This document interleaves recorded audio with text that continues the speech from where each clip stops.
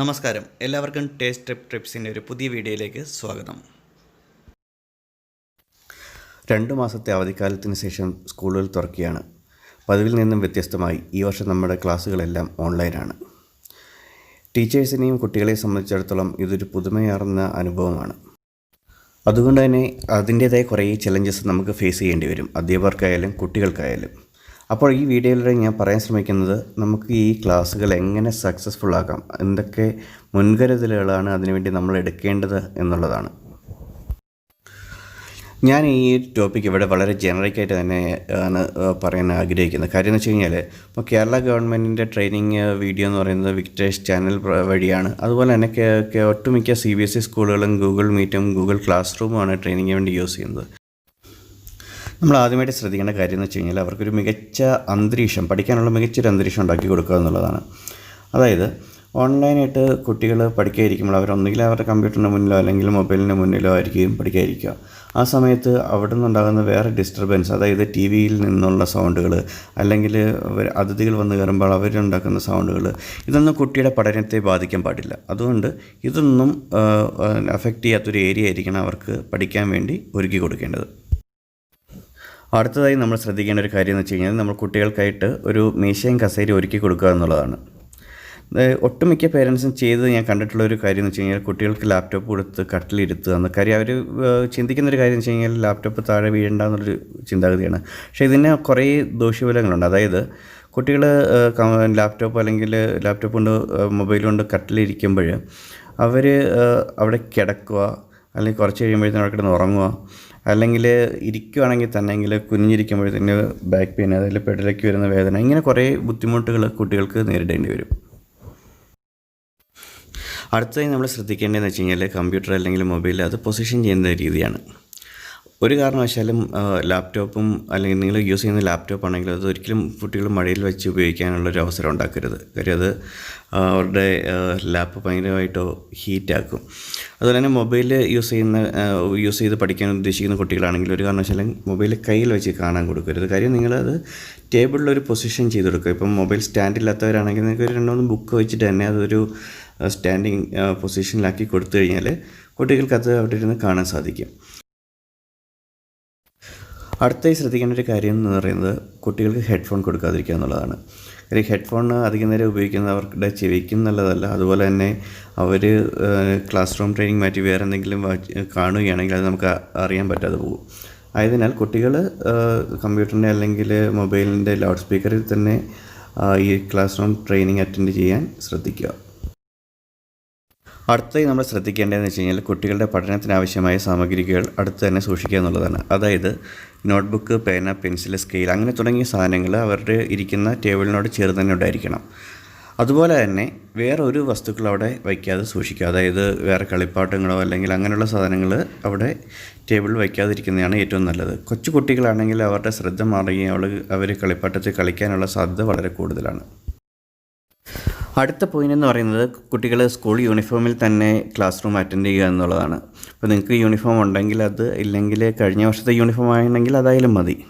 അത് കുട്ടികളിൽ നൽകുന്നൊരു ട്രസ്റ്റ് എന്ന് പറയുന്നത് അവരൊരു ക്ലാസ് റൂമിൽ ഇരിക്കുന്നൊരു ഫീലിംഗ് തന്നെ അവർക്ക് അവിടെ കിട്ടും. കാര്യം അവരുടെ ഫ്രണ്ട്സ് ഓൺലൈൻ കാണുന്ന അവരുടെ ഫ്രണ്ട്സ് യൂണിഫോമിലാണ്.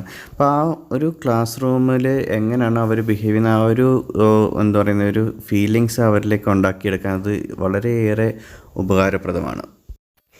നമ്മുടെ അടുത്ത പോയിൻ്റ് എന്ന് പറയുന്നത് നമ്മൾ എന്തൊക്കെ കാര്യങ്ങളാണ് ഓൺലൈൻ ക്ലാസ് ടൈമിൽ അവോയ്ഡ് ചെയ്യേണ്ടതെന്നുള്ളതാണ്.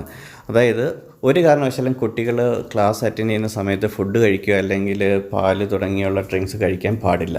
കാര്യം കുട്ടികൾക്ക് ദാഹത്തിനുള്ള വെള്ളമാണെങ്കിൽ ഒരു കുപ്പിയിൽ നിറച്ച് അവിടെ കൊണ്ടുവയ്ക്കുക, അത് കുടിക്കുന്നത് ഓക്കെ. അല്ലാതുള്ള ഫുഡ്, സ്നാക്സ് അങ്ങനെയുള്ള കാര്യങ്ങൾ മാക്സിമം അവോയ്ഡ് ചെയ്യാൻ ശ്രദ്ധിക്കുക. കാര്യം അവർ ക്ലാസ്സിലാണ് ഇരിക്കുന്നത്, അവർ അല്ലാതെ വീട്ടിലോ അല്ലെങ്കിൽ സിനിമ തിയേറ്ററിലല്ല ഇരിക്കുന്നത്. വീട്ടിൽ ഇരുന്ന് അവർ പഠിക്കുകയാണ്, ക്ലാസ് അറ്റൻഡ് ചെയ്ത് പഠിക്കുകയാണ്. അടുത്ത പോയിൻ്റ് എന്ന് പറയുന്നത് നിങ്ങൾ ഗൂഗിൾ മീറ്റ് അല്ലെങ്കിൽ സൂം മീറ്റിംഗ് പോലുള്ള ടൂൾസ് ഉപയോഗിച്ചിട്ട് ക്ലാസ് റൂം ട്രെയിനിങ് അറ്റൻഡ് ചെയ്യുന്ന സ്റ്റുഡൻസ് ആണെങ്കിൽ നിങ്ങളുടെ വീഡിയോ എന്ന് പറയുന്നത് ഫുൾ ടൈം ഓൺ ആയിരിക്കണം. അത് ടീച്ചേഴ്സിനെ, സ്റ്റുഡൻസിനെ മോണിറ്റർ ചെയ്യാനും അവർ ചെയ്യുന്ന ആക്ടിവിറ്റികൾ എന്തൊക്കെയാണെന്ന് ഒബ്സർവ് ചെയ്യാനും വളരെ ഹെൽപ്ഫുള്ളായിരിക്കും. അതുപോലെ തന്നെ സ്റ്റുഡൻസിൻ്റെ ഓഡിയോ ഫുൾ ടൈം മ്യൂട്ടായിരിക്കണം.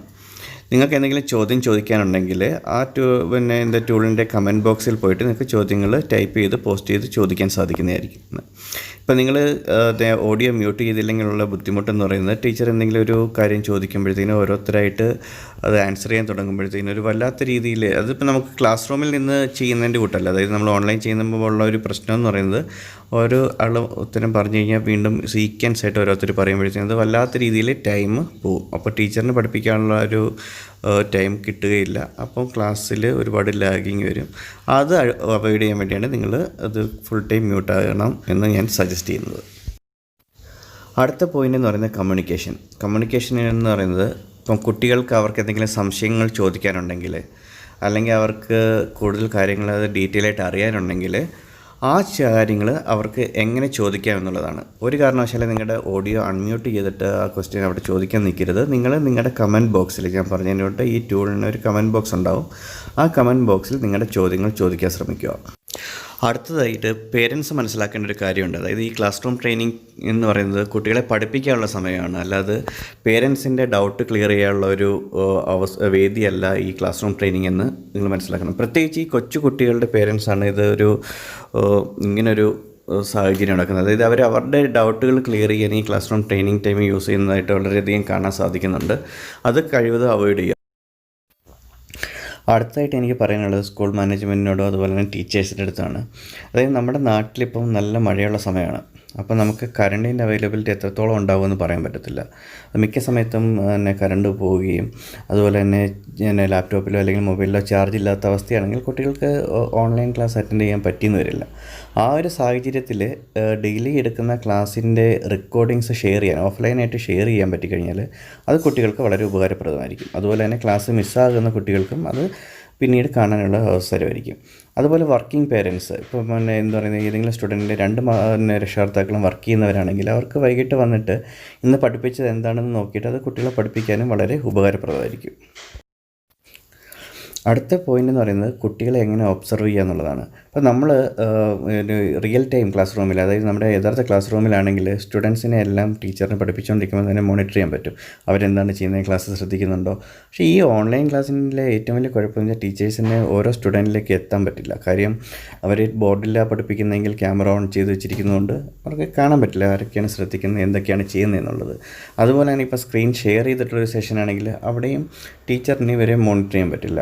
അപ്പോൾ ചെയ്യാവുന്ന ഏറ്റവും നല്ലൊരു മെത്തേഡ് എന്ന് വെച്ച് കഴിഞ്ഞാൽ ഒരു 2-3 ഡിവിഷൻസ് അല്ലെങ്കിൽ 2 ഡിവിഷൻസ് മിനിമം കമ്പൈൻ ചെയ്തിട്ട് ഒരു ടീച്ചർ പഠിപ്പിക്കുകയും മറ്റൊരു ടീച്ചർ കുട്ടികളെ ഒബ്സർവ് ചെയ്യുകയും ചെയ്യുകയാണെങ്കിൽ കുട്ടികൾ ചെയ്യുന്ന ആക്ടിവിറ്റി അവർക്ക് ട്രാക്ക് ചെയ്യാനും, കുട്ടികൾ ശ്രദ്ധിക്കുന്നില്ല എന്നുണ്ടെങ്കിൽ അവരെ വിളിച്ച് ശ്രദ്ധിക്കാൻ വേണ്ടി പറയുകയും ചെയ്യാൻ പറ്റും. എല്ലാവർക്കും നല്ലൊരു അധ്യയന വർഷമാകട്ടെ എന്ന് പ്രാർത്ഥിച്ചുകൊണ്ട് ഞാൻ എൻ്റെ വീഡിയോയുടെ അവസാനിപ്പിക്കുന്നു. ഈ വീഡിയോ ഇഷ്ടപ്പെട്ടെങ്കിൽ നിങ്ങൾ ഈ ചാനൽ സബ്സ്ക്രൈബ് ചെയ്യുക, നിങ്ങളുടെ ഫ്രണ്ട്സുമായി ഈ വീഡിയോ ഷെയർ ചെയ്യുക. Thank you. ബൈ.